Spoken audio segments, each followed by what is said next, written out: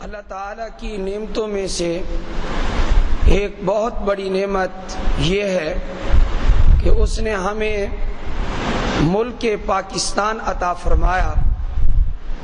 1947 میں بنا اور 70 سال 71 سال ہو گئے۔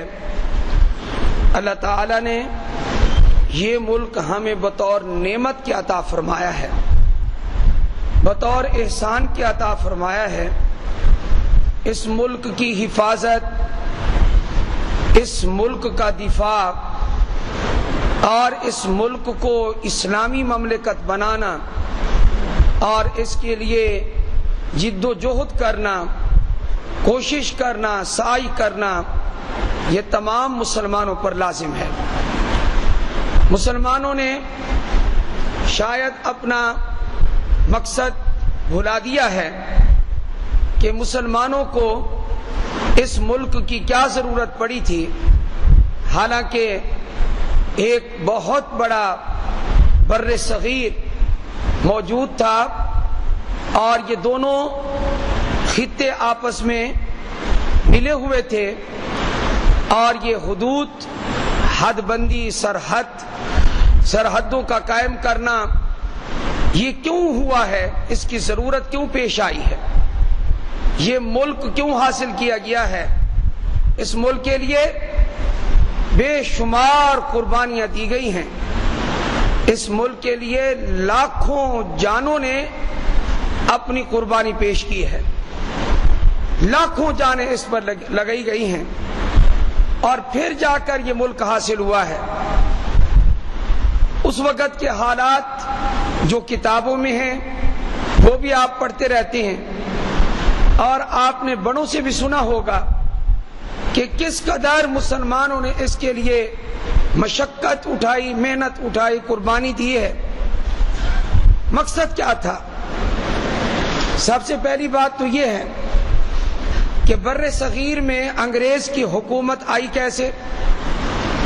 انگریز ایک ایسی قوم ہے کہ دنیا میں سب سے زیادہ چالاک قوم ہے، سب سے زیادہ ہوشیار قوم ہے، سب سے زیادہ غدار قوم ہے، سب سے زیادہ بے وفا قوم ہے، سب سے زیادہ نقصان دہ قوم ہے۔ یہ چالاک قسم کے لوگ بر صغیر میں تجارت کے لیے آئے تھے، تجارت کی غرض سے داخل ہوئے، ہندوستانیوں سے، حکام سے اجازت لی، ہمیں یہاں تجارت کرنے دیں۔ تجارت کرتے کرتے بڑھتے گئے۔ ایک وقت آیا کہ اقتدار کی لگام اپنے ہاتھ میں لے لی، اقتدار کی باغ کو سنبھال لیا، اور انہوں نے پھر مسلمانوں پر اور ہندوؤں پر حکومت کی ہے۔ مسلمان چاہتے تھے کہ ہمیں انگریز سے آزادی ملے، لیکن اگر انگریز کی حکومت کو ختم کیا جائے تو پھر کیا ہوگا؟ انگریزی حکومت اگر ختم بھی ہو جائے، ہم انگریز سے آزاد بھی ہو جائیں، تو مسلمانوں کو ایک اور خطرہ محسوس ہو رہا تھا، وہ یہ کہ اکثریت ہندوؤں کی ہے ہندوستان میں، ہم یہاں پر اپنا اسلامی نظام قائم نہیں کر سکیں گے، اور یہ ہندو ہمارے ساتھ مزاحمت کریں گے۔ مسلمانوں کی تعداد کم ہے اور ہندوؤں کی تعداد زیادہ ہے، چنانچہ مسلمانوں نے یہ چاہا کہ پہلے انگریز سے آزادی حاصل کی جائے، اور اس کے بعد پھر ایک علیحدہ ملک، مملکت قائم کی جائے، اور اس ملک میں اسلامی نظام کو نافذ کیا جائے، نہ انگریز کا نظام ہو، نہ ہندوؤں کا اقتدار ہو، بلکہ خالص مسلمانوں کا اقتدار ہو، اور مسلمان اسلامی زندگی سکون سے، اطمینان سے، آزادی سے گزار سکے۔ یہ تھا مقصد۔ اس کے لیے ایک تنظیم قائم ہوئی، ایک جماعت بنی، اور پھر اسلامی ملک کا تصور پیش کیا گیا، اور نعرہ لگایا گیا کہ پاکستان کا مطلب کیا؟ لا الہ الا اللہ، یاد رکھیں پوری اس دنیا میں آپ ذرا نظر دوڑائیں، تاریخ کے آئینے میں آپ دیکھیں، آپ کو پتہ چلے گا کہ صرف 2 ریاستیں اسلام کی بنیاد پر قائم کی گئی ہیں، صرف اور صرف 2 ریاستیں، 2 ملک، 2 سلطنتیں صرف اور صرف اسلام کی بنیاد پر قائم ہوئی ہیں۔ نمبر 1، آج سے 1400 سال پہلے نبی پاک صلی اللہ علیہ وآلہ وسلم نے مدینہ منورہ میں جس سلطنت کی بنیاد رکھی، جس حکومت کی بنیاد رکھی اور جس اقتدار کی بنیاد رکھی ہے، تو اس کا پتھر کیا تھا، اس کی چٹان کیا تھی؟ اس کی چٹان اور اس کا پتھر ایک مضبوط اسلامی نظریہ تھا۔ تو اسلامی نظریے کی بنیاد پر حکومت قائم کی گئی تھی۔ تو سب سے پہلی اسلامی سلطنت جو مدینہ میں قائم ہوئی ہے وہ اسلام کی بنیاد پر قائم کی گئی ہے۔ اور پھر آپ پوری دنیا کا نقشہ دیکھ لیں کہ جتنے بھی ملک بنے ہیں وہ قومیت کی بنا پر بنے ہیں، وہ لسانیت کی بنا پر بنے ہیں، وہ ایک خاص تہذیب کی بنیاد پر بنے ہیں، لیکن مذہب کی بنیاد پر اور اسلام کی بنیاد پر سوائے اس ایک اسلامی سلطنت کے جو پہلی تھی اس کے علاوہ باقی پوری دنیا میں کوئی ملک مذہبی بنیادوں پر نہیں بنا، کوئی ملک ایک مذہبی نظریے کی بنیاد پر قائم نہیں کیا گیا۔ جتنے ممالک قائم ہوئے وہ نسل قومیت کی بنیاد پر قائم کیے گئے، وہ خطے کی بنیاد پر قائم کیے گئے۔ لیکن پاکستان ایک واحد ملک ہے کہ جس کو قائم کرنے میں یہ قربانیاں دینی پڑی اور ساتھ یہ نعرہ لگایا گیا کہ پاکستان کا مطلب کیا؟ لا الہ الا اللہ۔ یہ لا الہ الا اللہ کلمہ طیبہ کے حصول پر، کلمہ طیبہ کی بنیاد پر اس کا حصول ہوا ہے اور اس کو حاصل کیا گیا ہے۔ لیکن 71 سال ہونے کو ہیں، جیسے ہی 14 اگست آئے گا اس کے 71 سال مکمل ہو جائیں گے۔ تو اب 71 سال میں آپ کوئی دور ایسا دکھا سکتے ہیں کہ جس میں مکمل اسلامی نظام کو پاکستان میں قائم کیا گیا ہو، سود کو ختم کیا گیا ہو؟ حالانکہ قائد اعظم محمد علی جناح نے اس کے جواب میں کہا تھا، اس سے پوچھا گیا کہ آپ نے پاکستان کا نعرہ لگایا ہے کہ ایک علیحدہ ملک بنائیں گے، ذرا یہ تو بتائیں پاکستان کا دستور کیا ہوگا، پاکستان کا قانون کیا ہوگا، پاکستان کا نظام کیا ہوگا؟ تو قائد اعظم نے اخلاص سے کہا تھا، کاش بعد والے لوگ اس پر عمل کرتے۔ کیا کہا تھا؟ کہا ہمیں کسی اور نظام کی ضرورت نہیں ہے، ہمارے پاس دستور ہے۔ اور ہم ہوتے کون ہیں؟ جو اللہ کی زمین پر دستور بنائیں، قوانین بنائیں، نیا نظام بنائیں۔ یہ زمین ہماری تو نہیں ہے، یہ زمین کس کی ہے؟ اللہ کی ہے۔ اس زمین کے ایک ایک چپے کا، ایک ایک بالشت کا مالک اللہ ہے، اس کے ایک ایک ذرے کا مالک اللہ ہے۔ لہذا اس زمین پر صرف اسی کا نظام چلے گا جو اس زمین کا حقیقی مالک ہے۔ اور وہ نظام کون سا ہے؟ وہ دستور کون سا ہے؟ وہ قانون کون سا ہے؟ تو قائد اعظم محمد علی جناح نے واضح الفاظ میں کہا، برملا کہا، انہوں نے کہا ہمیں علیحدہ قانون سازی کی ضرورت نہیں ہے، ہمارے پاس اللہ کا قرآن موجود ہے۔ یہ ہے اللہ کا قرآن۔ اللہ کے قرآن کے مطابق پاکستان کا نظام چلے تو انشاءاللہ العزیز بہار ہی بہار ہوگی، یہاں نا امیدی نہیں ہوگی۔ اس وقت قتل و غارت، اس وقت سود، اس وقت پریشانی، اس وقت زنا، اس وقت شراب کے اڈے، اس وقت بدکاری کے اڈے، جھوٹ، فراڈ، اس وقت کرپشن، ہر برائی کی جڑ کیا چیز ہے کہ یہاں اسلام کا قانون نافذ نہیں ہے، یہاں قرآن کا قانون نافذ نہیں ہے۔ اور ہم نے یہ پتہ نہیں ہے کہ قومیں قوموں کو دھوکہ دیتی ہیں. پاکستانیوں نے اگر دھوکہ دیا بھی ہے کہ ہم اسلام نافذ کریں گے، یہ دھوکہ انہوں نے عوام سے تو کیا ہی ہے، ہر حکومت نے، لیکن انہوں نے سب سے پہلا دھوکہ جو کیا ہے وہ اللہ تعالیٰ کی ذات سے کیا ہے، اللہ سے جھوٹ بولا ہے. اس لیے ہر حکومت مجرم ہے. ہر حکومت جس نے اسلام کو نافذ نہیں کیا وہ اس بارے میں مجرم نظر آتی ہے، وہ اس بارے میں یہ جرم کرنے والی نظر آتی ہے. یاد رکھیں ہم لوگ آزاد نہیں ہیں، ہم لوگ ایک کرکری اور ایک پھسپھسی، ایک ضعیف اور کمزور سی آزادی مناتے ہیں. ہم لوگ ذہنی طور پر اس وقت مکمل طور پر انگریز کے غلام ہیں، مکمل طور پر انگریز کے غلام ہیں. بیٹا پینٹ پہنے، ٹائی لگائے، پتہ چلے کہ کوئی ماشاءاللہ ہے جی لباس کے اعتبار سے کوئی انگریز نظر آتا ہے. قاری حنیف صاحب ملتانی رحمت اللہ علیہ فرمایا کرتے تھے کہ ماں نے بچے کو تیار کیا سکول کے لیے، اس کو انگریزی لباس پہنایا، ٹائی لگا دی جو سکول کا نظام تھا، وہ لگانے کے بعد کہا دادی اماں کو سلام کرتے ہوئے جاؤ. تو دادی اماں نے جب اپنے پوتے کو دیکھا تو کہا یہ اللہ کی قسم یہ تو ہمارا لگتا ہی نہیں. ہاں جی یہ تو ہمارا لگتا ہی نہیں. کیسے لگے؟ اس لیے کہ سارا لباس تو انگریز کا لباس ہے، سب کچھ تو انگریزی ہے، کوئی وہاں اسلام کی چیز نظر ہی نہیں آتی. تو ہم آپ کو یہ بتا رہے ہیں، کیا آپ اور میں اب اس لباس کے حوالے سے، داڑھی منڈانے کے اعتبار سے، عورتوں کو بے پرد کرنے کے اعتبار سے ہم کس کی اتباع کر رہے ہیں؟ کیا داڑھی منڈانا یہ انبیاء کی سنت ہے؟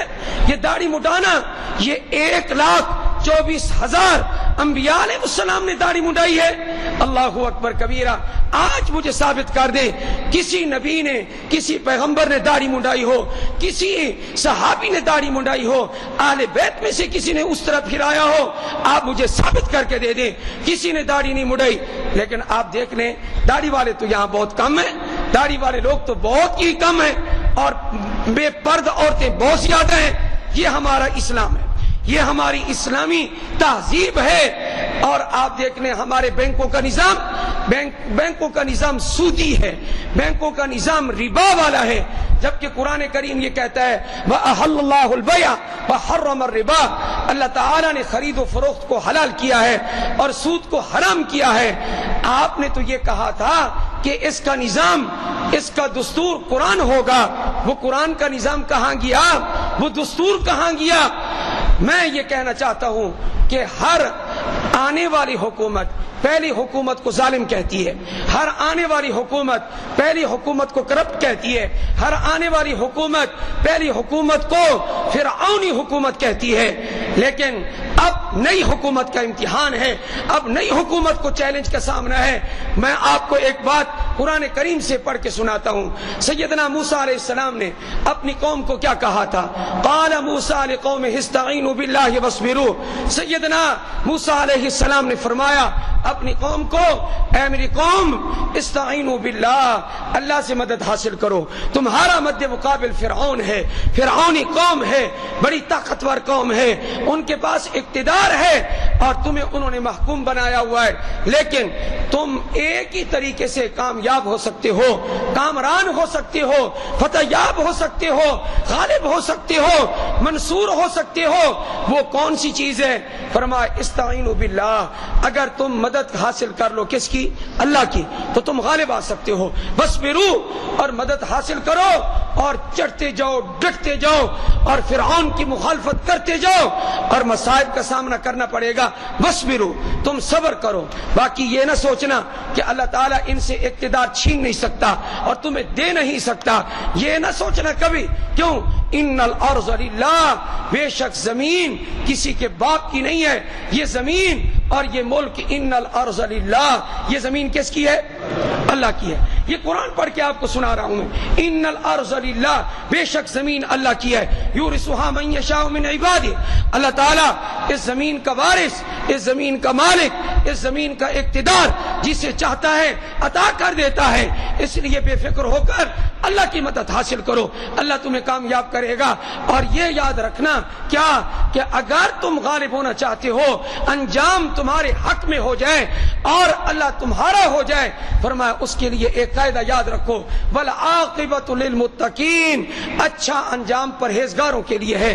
تقوی نہ چھوڑنا، تقوی کا دامن جی اس کو مضبوطی سے پکڑنا۔ سیدنا موسیٰ علیہ السلام کی قوم نے کہا، قالوا اوذینا من قبل ان تأتینا ومن بعد ما جئتنا، اے موسیٰ علیہ السلام آپ کے آنے سے پہلے، آپ کے نبی بن کر آنے سے پہلے بھی ہمیں تکلیفیں پہنچائی گئی ہیں۔ فرعون ہمیں محکوم بنا کر رکھتا تھا، تکلیفیں پہنچاتا تھا۔ وَمِن بَعْدِ مَا جِئْتَنَا، آپ کے آنے کے بعد کے حالات آپ خود مشاہدہ کر رہے ہیں، دیکھ رہے ہیں، آپ کے آنے کے بعد بھی ہمیں تکلیف پہنچائی جا رہی ہے، ایذا پہنچائی جا رہی ہے، ہم مغلوب ہیں، فرعون غالب ہے، فرعونی غالب ہیں۔ تو سیدنا موسیٰ علیہ السلام نے کیا جواب دیا ذرا سنیں، اور یہ جواب آنے والی حکومت کے لیے ایک تحفہ پیش کر رہا ہوں۔ کیا کہا سیدنا موسیٰ علیہ السلام نے؟ عَسَىٰ رَبُّكُمْ أَن يُهْلِكَ عَدُوَّكُمْ وَيَسْتَخْلِفَكُمْ فِي الْأَرْضِ فَيَنظُرَ كَيْفَ تَعْمَلُونَ۔ فرمایا تمہیں فرعون کی طاقت نظر آ رہی ہے، تمہاری نظر فرعون کی طاقت پر ہے، لیکن میں پیغمبر ہوں، میری نظر جو ہے اللہ کی طاقت پر ہے۔ عَسَىٰ رَبُّكُمْ أَن يُهْلِكَ عَدُوَّكُمْ، امید ہے تمہارے رب سے کہ وہ تمہارے دشمن کو ہلاک کر دے گا، وَيَسْتَخْلِفَكُمْ فِي الْأَرْضِ، اس کو ہلاک کر کے تمہیں اللہ تعالی وہاں خلیفہ بنا دے گا، تمہیں خلافت عطا فرما دے گا، تمہیں جانشین بنا دے گا۔ لیکن یاد رکھنا جب تمہارا اقتدار آئے گا، فرعونیوں کا ختم ہوگا، اس وقت فَيَنظُرَ كَيْفَ تَعْمَلُونَ، اللہ دیکھے گا کہ تم کیسے عمل کرتے ہو۔ اگر تم نے اچھا عمل کیا تو اللہ کی طرف سے اقتدار تمہارے لیے رہے گا، اگر تم نے برا عمل کیا اللہ تم سے اقتدار کو کیا کر لے گا؟ چھین لے گا۔ تو آنے والی حکومت کو میں یہی کہتا ہوں، سیدنا موسیٰ علیہ السلام کا یہ جواب یاد رکھیں، اقتدار پر آنا یہ مقدر کی بات ہے، آگے اس کو اگر آپ برقرار رکھنا چاہتے ہیں، فَيَنظُرَ كَيْفَ تَعْمَلُونَ، آپ لوگوں کو نہ دیکھیں کہ لوگ کیا کہہ رہے ہیں، آپ اللہ کو دیکھیں کہ اللہ ہمیں دیکھ رہا ہے۔ فَيَنظُرَ كَيْفَ تَعْمَلُونَ، آپ یہ دیکھیں اگر بادشاہ وقت یا وزیر اعظم کے دل میں یہ بات آ جائے میں ہر کام کی اسلام کے مطابق کروں، میں ہر کام کی قوم کے فائدے کے لیے کروں، یہ کب ہوگا؟ یہ اس وقت ہوگا جب اس کے دل میں خوف خدا ہوگا، جب اس کے دل میں رحم دلی ہوگی، وہ اس وقت یہ کام کرے گا اور اچھے اقدامات کرے گا۔ فَيَنظُرَ كَيْفَ تَعْمَلُونَ، اللہ پاک نے حضرات خلفائے راشدین کو جو خلافت عطا فرمائی اس کی وجہ ایک قرآن میں یہ بیان کی، یعبدوننی لا یشرکون بی شیئا، میں نے ابو بکر کو، میں نے عمر کو، میں نے عثمان کو، میں نے علی کو رضی اللہ تعالیٰ عنہ اجمعین، میں نے ان کو اقتدار اور خلافت اس لیے عطا کیا ہے کہ یعبدوننی لا یشرکون بی شیئا، یہ لوگ میری عبادت کرتے ہیں، میرے ساتھ کسی کو شریک نہیں کرتے۔ اس لیے اس ملک سے شرک کو ختم کرو، اس ملک سے سود کو ختم کرو، اس ملک سے زنا کو ختم کرو، اس ملک سے شراب کو ختم کرو، اس ملک سے جھوٹ کو ختم کرو، تب جا کر اللہ راضی ہوگا۔ فراڈ ختم کرو، اور جو تم نے اللہ سے وعدہ کیا تھا آج 71 سال بعد بھی اگر تم پورا کر دیتے ہو تو اللہ آج بھی راضی ہو جائے گا۔ پاکستان کا مطلب کیا؟ لا الہ الا اللہ، تو لا الہ الا اللہ محمد رسول اللہ جو تم نے نعرہ لگایا تھا اور یہ کہا تھا پاکستان لے کر رہیں گے، پاکستان کی قائم کر کے رہیں گے، اس وقت 71 سال پہلے کا نعرہ تھا، تو وہ نعرہ کہ اب بھی تمہارے اللہ پاک نے تمہارے لیے اس کا مصداق قائم رکھا ہوا ہے اور تمہیں یہ ملک عطا کیا ہوا ہے۔ اب تمہارے اوپر لازم ہے کہ اللہ کے قانون کو، اللہ کے نظام کو نافذ کرو، اور پھر ہماری آزادی حقیقی آزادی ہوگی۔ ورنہ یہ کیا ناچ کر آزادی منانا، ننگے ہو کر آزادی منانا، عورتوں اور مردوں کا مل کے آزادی منانا اور گانے گا کے آزادی منانا، یہ کیا آزادی ہے؟ یہ تو ہوچا پن ہے، یہ تو ایک اوباش لوگوں کا کام ہے جو اس قسم کی آزادی مناتے ہیں۔ اللہ اکبر کبیرہ، میرے نبی علیہ الصلوۃ والسلام کے لیے مکہ فتح ہوا، اللہ اکبر، مکہ فتح ہوا، نہ صحابہ نے بھنگڑا ڈالا، نہ ڈھول بجایا، نہ صحابہ نے گانے گائے، بلکہ حالت یہ تھی کیا نبی علیہ السلام اونٹنی پر سوار بیت اللہ کی طرف جا رہے، پالان کی لکڑی آگے موجود ہے، جیسے جیسے کعبۃ اللہ قریب آتا جا رہا ہے حضور علیہ السلام کا سر مبارک جھکتا جا رہا ہے، آپ علیہ السلام کی پیشانی مبارک پالان کی لکڑی سے جا لگی، تو پیغمبر جب مکے میں فاتحانہ داخل ہوا تو خدا کے حضور عاجزی کر رہا ہے اور صحابہ بیت اللہ کا طواف کر رہے ہیں۔ یہ ہے اصل میں شکرانہ، یہ ناچنا اور گانے سنانا، بھنگڑے ڈالنا، شور مچانا، یہ ہماری آزادی ہے۔ یہ کس قوم کی آزادی ہے؟ اوباش لوگوں کی آزادی ہے، یہ ایک اچھکے لوگوں کی آزادی ہے، یہ ایک آزاد لوگوں کی آزادی ہے جو اسلام سے آزاد ہیں۔ مسلمان اس طرح کی آزادی منانے کے لیے تیار نہیں ہے۔ آپ میرے ساتھ وعدہ کریں، آپ شکرانے کے نفل پڑھ کر آزادی منائیں گے یا گانے سن کر آزادی منائیں گے؟ کیا کہتے ہیں آپ؟ گانے سنیں گے، اس لیے آواز نہیں آئی، گانے سنیں گے، ہاں جی گانے سنیں گے یا نفل پڑھیں گے؟ جی ہاتھ اٹھا کر کریں، ہاتھ اٹھا کر نفل پڑھیں، شکرانہ ادا کریں، گانے نہیں سننے آپ نے۔ کچھ ساتھیوں نے ابھی تک ہاتھ اس لیے نہیں اٹھائے، پتہ نہیں مولوی صاحب کی بات پہ عمل ہو بھی سکتا ہے یا نہیں، اور ادھر گانے تو سننے ہیں، سارا دن اسی میں تو خرچ کرنا ہے، نمازیں تو پڑھنی نہیں ہے، اس لیے ہاتھ اٹھانے کی بیچاروں کو جرت نہیں ہوئی۔ میں دعا کرتا ہوں اللہ تعالی ہمیں ان گندے کاموں سے محفوظ رکھے اور اللہ ہمارے اس ملک کو خالص اسلامی ملک بنا دے اور اس میں خلفاء راشدین کے نظام کو جاری اور ساری فرما دے اور اللہ کا ملک ہے، اللہ کا نظام جاری ہو جائے۔ ان الحکم الا للہ، اگر حکم چلے تو صرف کس کا چلے؟ اللہ کا چلے، فیصلہ چلے تو اللہ کا چلے۔ انشاءاللہ آپ لوگ گھبرائیں نہیں کہ یہ مولوی یا اسلامی نظام آ گیا، ہاں جی تو پتہ نہیں کیا ہوگا۔ اتنا تو ہوگا، کہیں گے نمازیں پڑھو، اتنا ہوگا داڑھی رکھیں، اتنا ہوگا سود نہ کھائیں، اتنا ہوگا رشوت نہ کھائیں، لیکن جو بہار آئے گی نا حلال کی اور جو بہار آئے گی امن و امان کی، اس کا آپ کو اندازہ ہی نہیں ہے۔ سبحان اللہ، سیدنا عمر کی خلافت تھی، فرمایا کہ دریائے دجلہ کے کنارے پر، دریائے فرات کے کنارے پر اگر کتا بھی پیاسا مر گیا، فرمایا وہاں پیاسا تھا، پہنچتے پہنچتے پہنچتے اس کتے کو کنارہ ملا لیکن کنارے پہ جا کے جان نکل گئی اور اس نے وہ پانی نہ پیا اور وہ پیاسا مر گیا، تو عمر سے قیامت کے دن اللہ اس کے بارے میں بھی سوال کرے گا کہ کتا پیاسا کیوں مرا تھا اور رات کو چکر لگاتے گشت کرتے اور اپنی کمر پہ بوریاں اٹھاتے اور اس میں اناج ڈالتے اور غلام کہتا ہے میری کمر پہ رکھ دے۔ فرمایا قیامت کے دن میرا بوجھ تو اٹھائے گا، اور فرمایا ان بچوں کو جی فرمایا سامان دے دو، سامان دے دیا گیا، فرمایا پکاؤ اور ان بچوں کو کھلاؤ۔ حضرت عمر رضی اللہ تعالیٰ عنہ دور چل کر بیٹھ گئے تو غلام نے کہا چلیں واپس، ہم نے سامان مہیا کر دیا۔ فرمایا نہیں، یہ عمر ان بچوں کو روتا ہوا اس نے دیکھا ہے، جب تک یہ کھا لیں پی لیں اور ہنسے نہیں، ہنستا ہوا نہ دیکھیں گے عمر واپس نہیں جائے گا۔ یہ ہے نظام عدل۔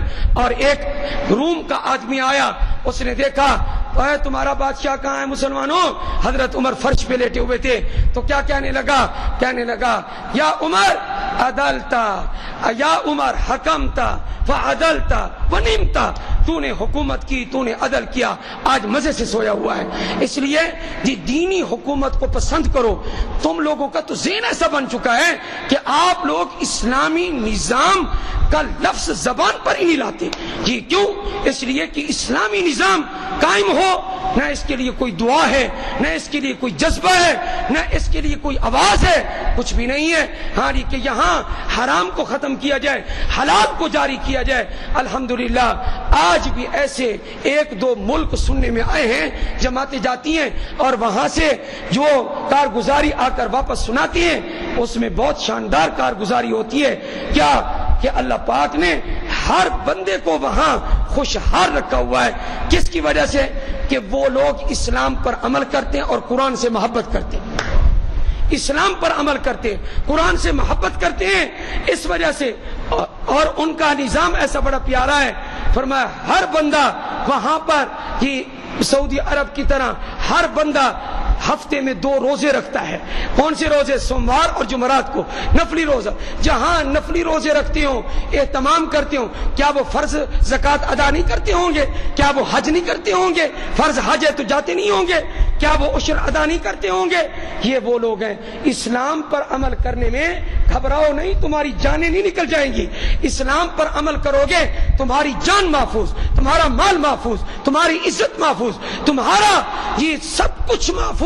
اور سب سے بڑی بات یہ ہے، اسلامی نظام آ جائے گا تو ہم سب کا ایمان محفوظ ہے، جس کے بدلے میں انشاءاللہ اللہ ہمیں جنت عطا فرمائیں گے۔